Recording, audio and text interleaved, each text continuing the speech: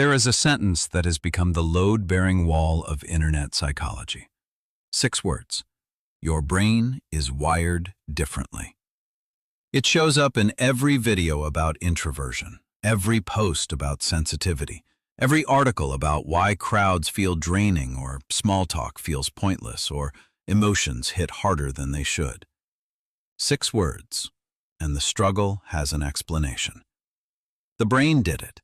It was always going to be this way. Nothing to fix, nothing to change, just understand and accept. The problem is that the sentence, in the way the internet uses it, is wrong. Not completely, but wrong in the place where it matters most. Here's where the research gets interesting. The phrase traces back to legitimate science. Temperament researchers established decades ago that human beings are born with predispositions. Some nervous systems are more reactive. Some infants startle faster.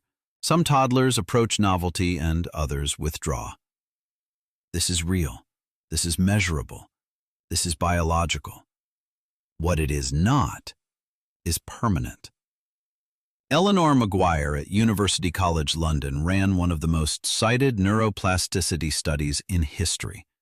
She scanned the brains of London taxi drivers, people who spend years memorizing 30,000 streets without GPS.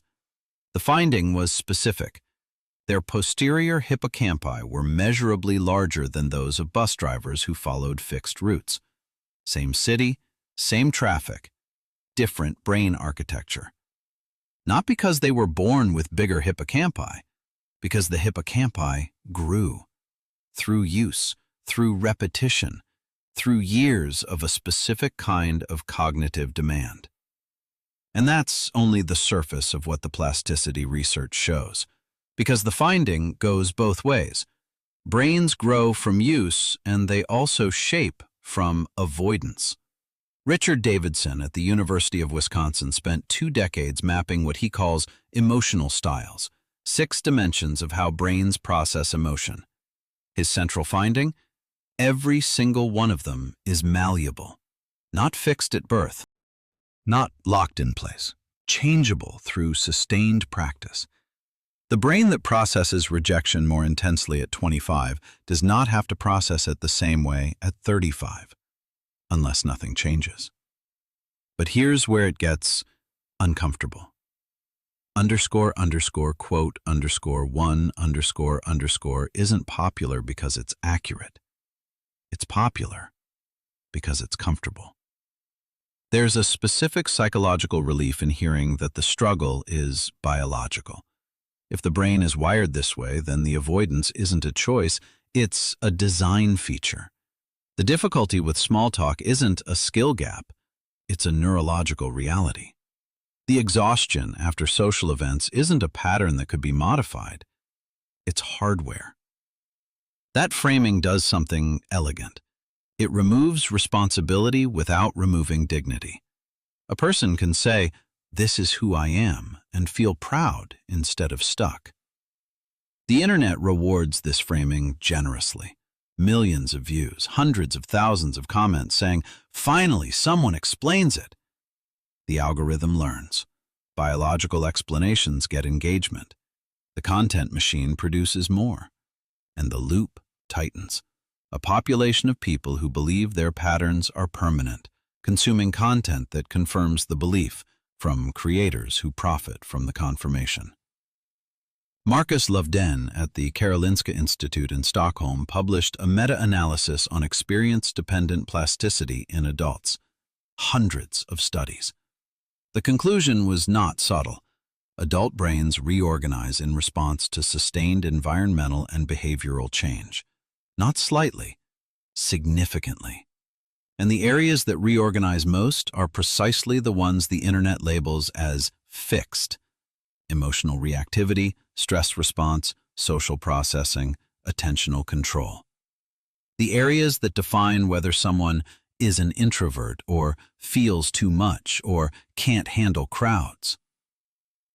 3 things happen when wired differently replaces the actual science.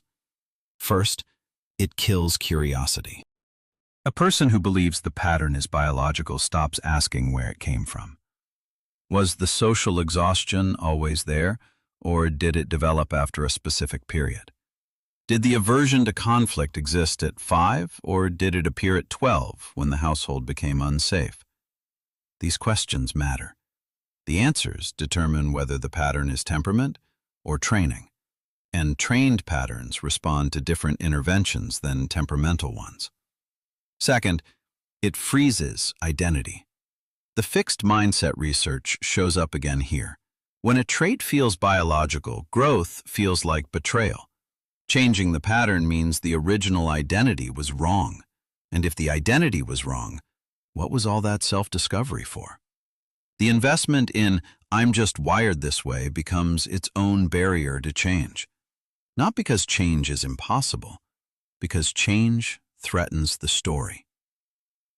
Third, and this is the one nobody talks about, it makes the right help invisible.